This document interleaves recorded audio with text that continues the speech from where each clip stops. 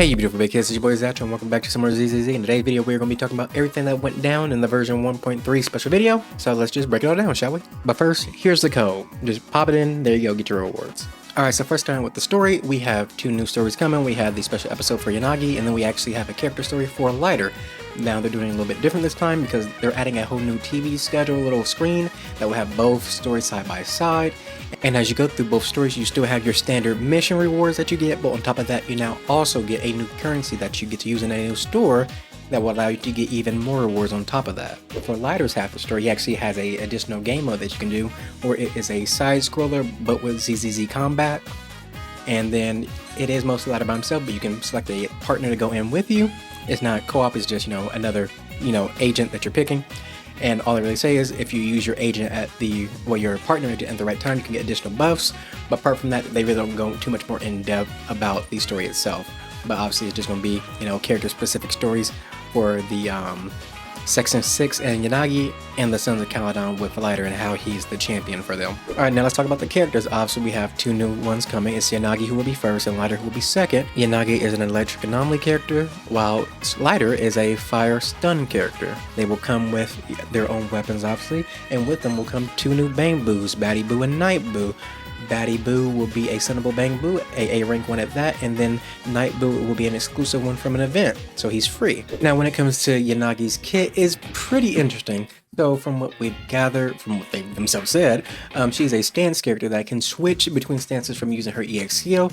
Each stance provides its own set of buffs, but if you can switch efficiently enough and consistently, then you get the buffs from both because they last for a period of time after you switch the stance. Now her core passive is quite unique, especially for anomaly characters, because if an enemy already has an anomaly effect and she's the one who triggers the disorder, then not only do they take the original disorder damage, they take additional disorder damage based off a percentage of Yanagi's anomaly proficiency, and then it also does not remove the anomaly itself, and it also gives herself a buff on top of that, and then her ult is just, well, badass. Doing a lot of electrical damage, slashing the enemy left and right, but yeah, that is Yanagi's kit, what we know of it as of right now.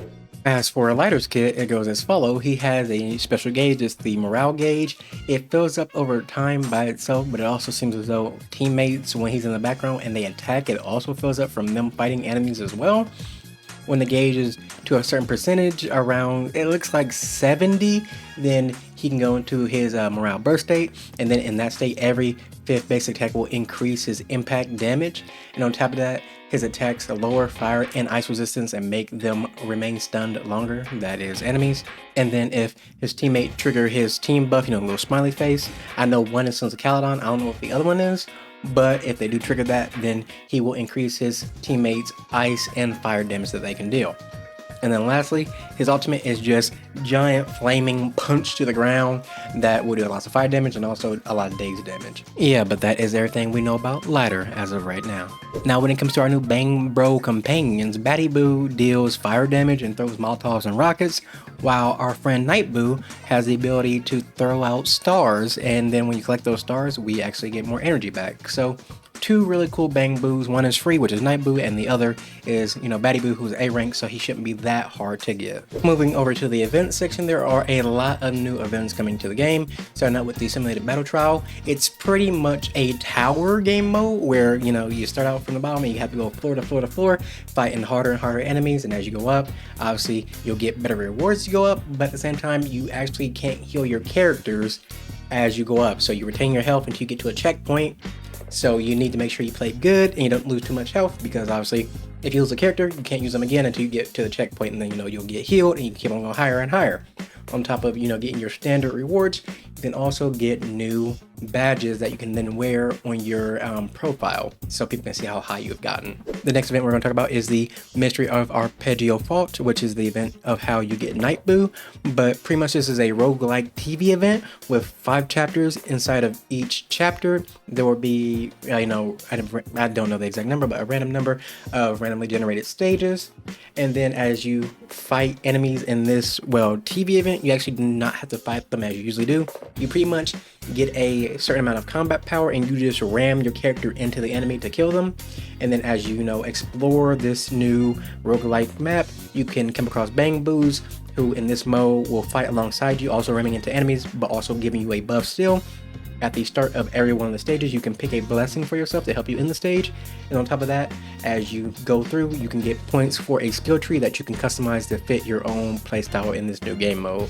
But yeah, that's all we know about it as of right now. Next up, we have the Virtual Battlefield Mayhem, which is pretty much just, I guess you could call them challenge stages, where, you know, each stage has its own little buffs and different enemies that you can fight, and you just gotta beat them and you get the rewards. You have the When Sandwich Come a Knocking event, where it's just you serving food to people. That's literally it. You have the NN Assist program, which is pretty much counting Bangboos. That's literally what they said about it, was you count Bangboos. We have our usual event suspects. We have our, you know, login to get the 10 pools. We have the Bangboo ticket login. We have both of the different kind of double drop events that will happen as well during this entire update. So yeah, a lot of good things event wise. When it comes to new features and quality of life, there's now a new statue function. So now when you do your weeklies, you can get special currency that you can then use to go to a new store, and you can buy statues that you can then put up in your bedroom. So they completely updated the compendium in many ways. They changed how weeklies are done, so it's a whole new way of doing those.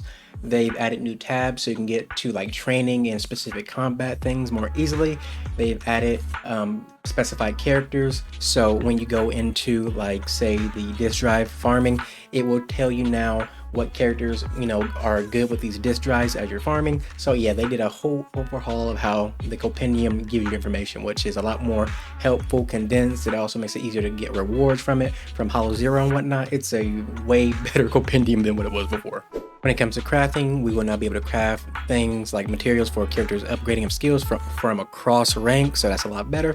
When it comes to the disk drive shop, also you can now craft higher tiers of the like material you usually use to make the discs themselves. So you can mix together, you know, your purple disc to make gold disc now. So it makes it a lot easier to get S disc copies that then you can use in the shop to, you know, try and get the specific disc drive you want. You can also now quick select disc drives you don't want to quickly dismantle them, as well as when it comes to recommending, like the screen where it recommends you disc drives, you can now select it and go right to the stage itself. So it pretty much just did a lot of quality of life to make the game flow more easily between screens, which is very nice to see.